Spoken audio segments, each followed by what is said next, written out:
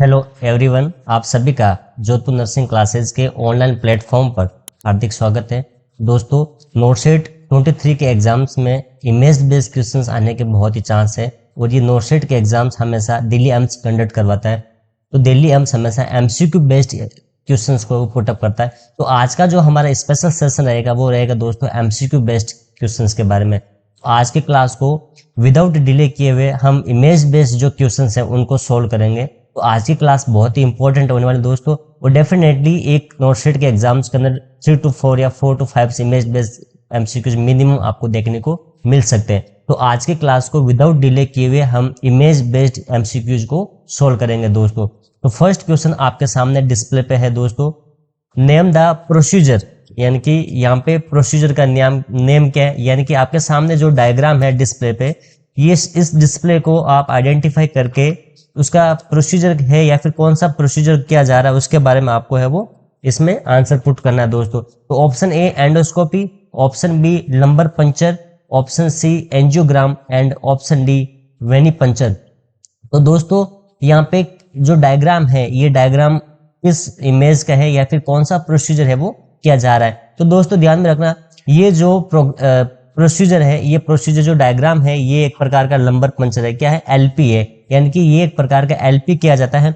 और एलपी एक प्रोसीजर होता है जिसके अंदर क्या होता है दोस्तों, जो सीएसएफ फ्लूइड होता है उस सीएसएफ फ्लूइड को है वो विड्रॉवल करने में यूज में लिया जाता है। यानी कि कुछ बैक्टीरियल मेनिंजाइटिस के केस में या फिर कुछ स्पाइनल कुछ डिजीज होती है उसके अंदर है वो सीएसएफ फ्लूइड को है वो विड्रॉल किया जाता है कुछ डायग्नोसिस के लिए, ठीक है, उसके लिए एलपी प्रोसीजर है वो किया जाता है। इसमें आपको ध्यान में रखना है कि एडल्ट में जो मोस्ट कॉमन साइट होती है, मोस्ट कॉमन साइट होती है वो एडल्ट के अंदर जो होती है वो L3 L4 होती है, ठीक है। और पीडियाट्रिक के केस में जो होती है वो होती है L4 L5, यानी कि L4 L5 पीडियाट्रिक के केस में यूज में होगी और एडल्ट में जो होगी वो L3 L4 होगी। ये बहुत ही इंपॉर्टेंट है। और अगर इसमें पोजीशन की बात करें, हमेशा डेफिनेटली क्वेश्चन आता है कि एलपी के दौरान कौन सी पोजीशन है वो दी जाती है। तो यहाँ पे ध्यान में रखना आपको, या तो फिटल एटीट्यूड पोजीशन हो सकती है जहाँ पे पेशेंट क्या होगा, पेशेंट की जो लुक होगा वो सी शेप्ड होगा, यानी कि जो ये जो पोजीशन है ये फिटल एटीट्यूड पोजीशन है दोस्तों। या फिर पेशेंट को लेटरल या फिर साइडलाइन पोजीशन में भी दे सकते हैं विद हेड और नी फ्लेक्स इनसाइड, यानी कि जो लेटरल और साइडलाइन पोजीशन देंगे और उसका हेड और नी है वो इनसाइड को फ्लेक्स कर देंगे, तो वो भी आपको पोजीशन है वो दे सकते हैं आप। तो यहाँ पे जो पोजीशन है वो सी शेप्ड पोजीशन है, बहुत ही इंपॉर्टेंट है एलपी। एलपी का मोस्ट कॉमन जो कॉम्प्लिकेशन है वो है दोस्तों हेडेक, बहुत ही इंपॉर्टेंट है, इसको आपको ध्यान में रखना है। यानी कि हेडेक जो होता है वो मोस्ट कॉमन कॉम्प्लिकेशन होता है ऑफ द एलपी, यानी कि एलपी प्रोसीजर करने के बाद मोस्ट कॉमन कॉम्प्लिकेशन देखने को मिलेगा वो मिलेगा हेडेक। बहुत ही इंपॉर्टेंट है, आपको इसको नोट करना दोस्तों, ठीक है। दूसरा है कि जो L4 L5 जो लाइन होती है दोस्तों पीडियाट्रिक में जो मोस्ट कॉमन साइट होती है, इसको डिवाइड करने वाली जो लाइन होती है उस लाइन को बोलते हैं ट्यूफर लाइन। क्या बोलते हैं?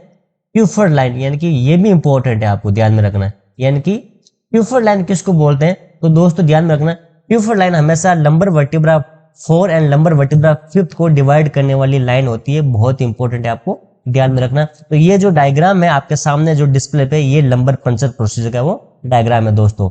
Next question, name the instrument. ये आपके सामने डिस्प्ले पे जो इंस्ट्रूमेंट है उसका नाम क्या है? ऑप्शन है cord cutting scissor, option B uterine dilator, option C tenaculum forcep and option D umbilical cord clamp. तो दोस्तों ये एक प्रकार का स्टील का बना हुआ होता है एक इंस्ट्रूमेंट है, इसका मेनली जो यूज होता है वो अम्बिलिकल कोड को कट करने के लिए यूज में लिया जाता है। यानी कि यहाँ पे जो कोड कटिंग सीजर्स ऑप्शन है यहाँ पे ये राइट आंसर हो गया, यानी कि अम्बिलिकल कोड कटिंग सीजर्स है वो ये होता है दोस्तों।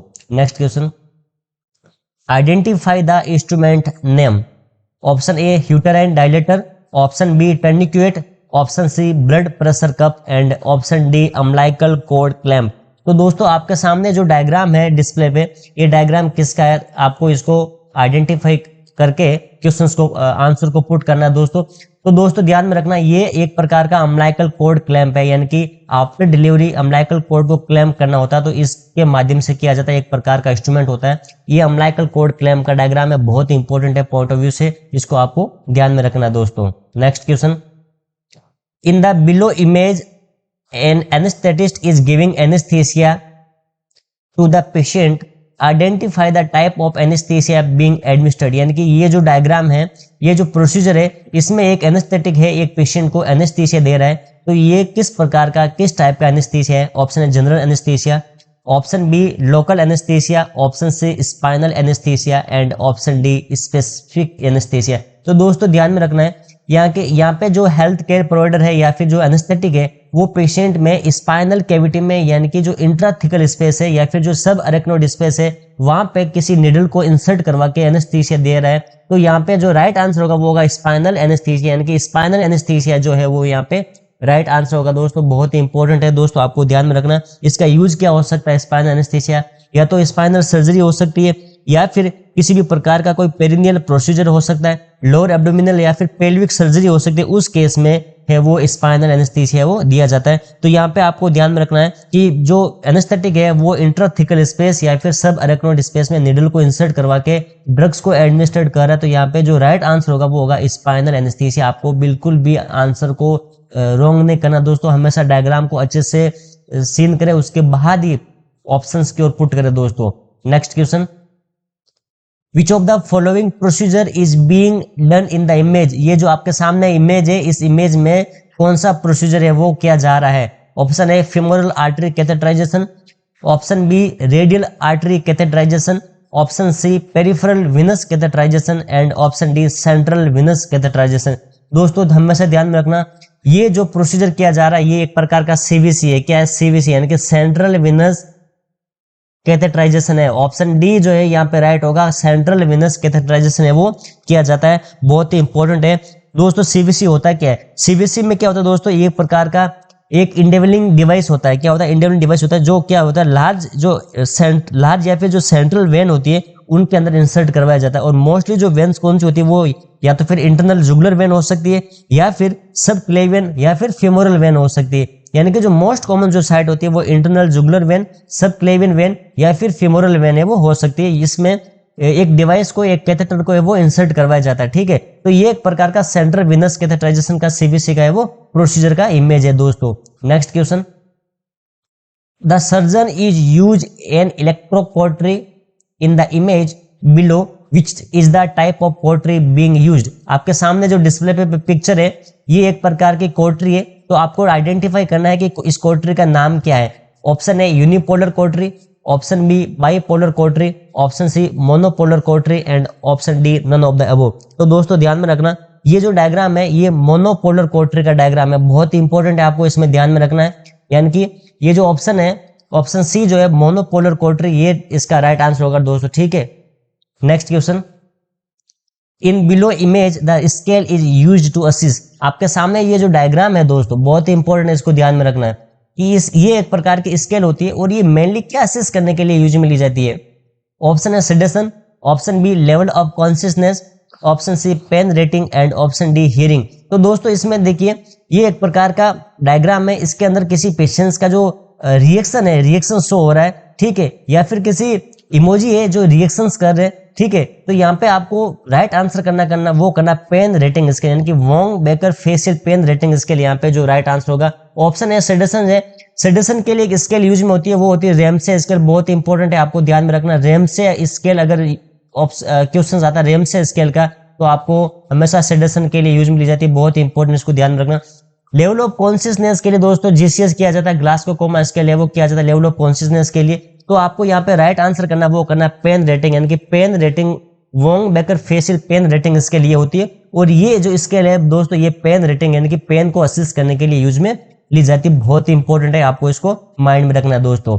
Next question, identify the procedure being performed in the image below.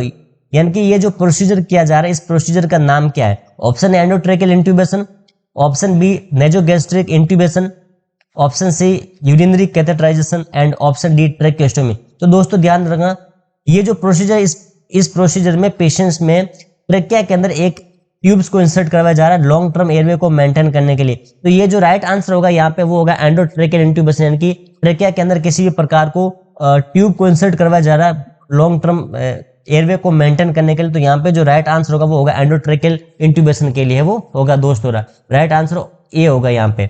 Next question, identify the image name of below given instrument, यानी कि आपके सामने जो एक प्रकार का जो इंस्ट्रूमेंट है, ये इंस्ट्रूमेंट का नाम क्या है? Option A ABG machine, option B CTG machine, option C multipara monitor and option D pulse oximeter.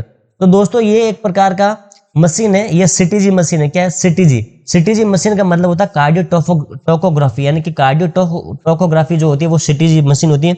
और ये मेनली इसका यूज क्या होता है? ये जो फीटल हार्ट रेट होती है उसको ऑब्टेन करने के लिए यूज में लिया जाता है। प्रेगनेंसी के अंदर फीटल हार्ट रेट को अगर ऑब्टेन करना होता है उसके केस में ये कार्डियोटोकोग्राफ या फिर सीटीजी मशीन यूज में लिया जाता है। इसमें दोस्तों क्या होता है कि जो मदर का एब्डोमेन होता है, उस मदर के एब्डोमेन पे एक अल्ट्रासाउंड ट्रांसड्यूसर होता है, उसको प्लेस कर दिया जाता है और उस अल्ट्रासाउंड ट्रांसड्यूसर के द्वारा फीटल हार्ट रेट को ऑब्टेन किया जाता है। बहुत ही इंपॉर्टेंट है। ये देखिए दोस्तों, ये मदर का डायग्राम है और इसमें जो ये जो ट्रांसड्यूसर है ये मदर के एब्डोमेन पे वो प्लेस कर दिया जाता है और इसके द्वारा फीटल हार्ट रेट को है वो ऑब्टेन किया जाता है। फीटल हार्ट रेट को ऑब्टेन किया जाता है, एफएचआर को ऑब्टेन किया जाता है। तो ये एक प्रकार की सीटीजी मशीन होती है। सीटीजी मशीन में क्या होता है दोस्तों?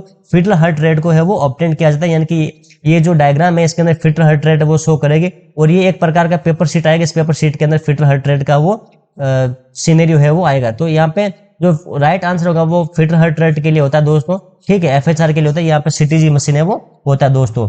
Next question, name of the below given instrument that is mainly used in gynaecology, यानी कि ये जो इमेज है ये इमेज गायनेकोलॉजी के केस में यूज में लिया जाता है मोस्टली। ऑप्शन है otoscope, option B fetoscope, option C proctoscope and option D stethoscope. तो यहाँ पे जो राइट आंसर होगा, ये जो इमेज है ये इमेज फिटोस्कोप का है। क्या है? फिटोस्कोप का। तो यहाँ पे जो राइट आंसर करना है आपको वो फिटोस्कोप करना है दोस्तों। Next question, which of the following device is being used in below image, यानी कि ये क्वेश्चंस प्रीवियसली एग्जाम्स के अंदर ऑलरेडी आया हुआ है दोस्तों, तो इसके बारे में आपको बहुत ही ज्यादा फोकस करना, बहुत ही ज्यादा ध्यान रखना इंपॉर्टेंट है। यहाँ पे जो डायग्राम है ये डायग्राम किसका है? Airbed device, option B DVT pump, option C blood pressure cup and option D none of the above. तो दोस्तों ध्यान में रखना, ये एक प्रकार का पंप होता है जो पेशेंट्स डीवीटी वाले पेशेंट होते हैं, इनके डीप वेन थ्रोम्बोसिस वाले पेशेंट होते हैं, उन डीप वेन थ्रोम्बोसिस वाले पेशेंट्स में है वो यूज में लिया जाता है। ये यहाँ पे जो राइट आंसर होगा वो होगा ऑप्शन बी, यानी कि डीवीटी पंप है दोस्तों। Next question, what is the name of this instrument, आपके सामने जो इंस्ट्रूमेंट है इस इंस्ट्रूमेंट का नाम क्या है? Option A Deaver retractor, option B Thomson retractor, option C Kelly retractor and option D Langenbeck retractor. तो यहाँ पे जो राइट आंसर होगा वो आपको पुट करना है, आपको डायग्राम को अच्छे से देखना है, उसके बाद आंसर की ओर पुट करना है दोस्तों। तो यहाँ पे जो राइट आंसर होगा वो होगा डीएवर रिट्रैक्टर, यानी कि ये एक प्रकार का डीएवर रिट्रैक्टर होता है। और इसका यूज में क्या होता है दोस्तों? ये जो डायग्राम है, ये जो इंस्ट्रूमेंट है ये दोस्तों स्टेनलेस स्टील का बना होता है। क्या होता है? स्टेनलेस स्टील का बना होता है। इसके अंदर क्या होता है? जो ब्लेड होती है वो कर्व होती है, कर्व यानी कि जो ब्लेड होती है ये कर्व टाइप की ब्लेड होती है, रिट्रैक्टिंग कर्व होती है। और जो हैंडल होता है ये फ्लैट टाइप होता है, ठीक है दोस्तों। ये हैंडल है दोस्तों और ये जो है ये ब्लेड है। तो इसको आपको पार्ट का भी ध्यान में रखना है, यानी कि इसको पार्ट को ब्लेड बोलते हैं और ये जो है हैंडल है, यानी कि हैंडल फ्लैट होगा और जो ब्लेड है वो रिट्रैक्टिंग के रूप में कर्व होगी, ठीक है। और ये डीप टिश्यू डिटेक्टर में होता है, जो मेनली क्या होता है कि जो विसरा होता है, विसरा को रिट्रैक्ट करने के लिए यूज में लिया जाता है। मेनली लिवर है या फिर स्टोमक है या फिर ड्यूडेनम है, वहां से अगर किसी विसरा को रिट्रैक्ट करना है तो उस केस में वो इस इंस्ट्रूमेंट का यूज में लिया जाता है दोस्तों। Next question, identify the instrument. Option A Allis forcep, option B Hegar dilator, option C ovum holding forcep and option D needle holder. तो यहाँ पे जो राइट आंसर होगा वो क्या होगा दोस्तों? डायग्राम को हमेशा अच्छे से सीन करना है। यहाँ पे जो है वो ओवम होल्डिंग फोर्सेप है, यानी कि जो ये डायग्राम है दोस्तों इसको आपको ध्यान में रखना है, यानी कि ये बहुत इंपॉर्टेंट है, इसको आपको ध्यान में रखना है, इसको आइडेंटिफाई करके आपको आंसर पुट करना है। ये ओवम होल्डिंग फोर्सेप है और ये कॉमनली यूज में लिया जाता है प्लेसेंटल फ्रेगमेंट को रिमूव करने के लिए इनसाइड द यूट्रस, यानी यूट्रस के अंदर अगर प्लेसेंटल फ्रेगमेंट है उसको अगर रिमूव करना उसके लिए ओवम होल्डिंग फोर्सेप्स यूज में लिया जाता है दोस्तों। Next question, identify the instrument. Mayo scissors, bandage scissor, Metzenbaum scissors and episiotomy scissors. तो ये एक प्रकार का सीजर्स है जो किसी भी पार्ट को कट करने के लिए यूज में लिया जाता है। ये एपिसिटोमी सीजर्स है दोस्तों, ठीक है। एपिसिटोमी के केस में ये किसी भी पार्ट को कट करने के लिए यूज में है वो लिया जाता है। तो ये एक प्रकार का एपिसिटोमी सीजर्स है दोस्तों। Next question, identify the instrument. Wrigley outlet forcep, Babcock forcep, Sims vaginal speculum and Cusco speculum. तो ये जो आपके सामने डायग्राम है, इस डायग्राम को आपको आइडेंटिफाई करना है और उसके बाद आपको आंसर पुट करना है। क्या डायग्राम हो सकता है आप गेस कीजिए। तो यहाँ पे जो राइट आंसर होगा वो होगा कस्को स्पेकुलम, यानी कि कस्को स्पेकुलम यहाँ पे राइट आंसर होगा दोस्तों। Option D is the right answer. Next question, identify the instrument. Option है Cusco speculum, option B Sims vaginal speculum, option C Babcock forcep and option D none of the above. दोस्तों ये gynaecology के point of view से बहुत ही important है। इस diagram को आपको आइडेंटिफाई करना है, उसके बाद आंसर पुट करना है। तो ये एक प्रकार का सिम्स वेजाइनल स्पेकुलम है वो होता है दोस्तों। ऑप्शन बी यहाँ पे राइट आंसर होगा, Sims vaginal speculum is the right answer होगा दोस्तों। Next question, identify the instrument show, यानी कि जो इमेज है आपके सामने डिस्प्ले पे जो इमेज हो रही है, शो हो रही है, उसको आइडेंटिफाई करके आपको आंसर पुट करना है। ऑप्शन है Piper forcep, option B Elliot forcep, option C Kielland forcep and option D Wrigley forcep. तो दोस्तों आपको ध्यान में रखना है कि ये जो डायग्राम आपके सामने शो हो रहा है ये एक प्रकार का व्रिगली फोर्सेप है। क्या है? व्रिगली फोर्सेप है। व्रिगली फोर्सेप के अंदर क्या होता है दोस्तों, ये एक प्रकार का शॉर्ट स्टेम और ब्लेड्स का स्ट्रक्चर होता है, यानी कि जो शॉर्ट स्टेम है और ये ब्लेड है, ठीक है, ये शॉर्ट स्टेम है और ये एक प्रकार की क्या होती है दोस्तों, ब्लेड होती है, ठीक है। बहुत ही इंपॉर्टेंट है, इसको ध्यान में रखना है। जो क्या करता है, यूट्राइन रप्चर को रिस्क को मिनिमाइज करता है, यानी कि यूट्राइन रप्चर की रिस्क को मिनिमाइज करने के लिए यूज में लिया जाता है दोस्तों। बहुत इंपॉर्टेंट है Wrigley forcep. Next question, identify the instrument show below. गिवर retractor, option B Doyen retractor, option C EB curette and option D Ballantyne uterine curate.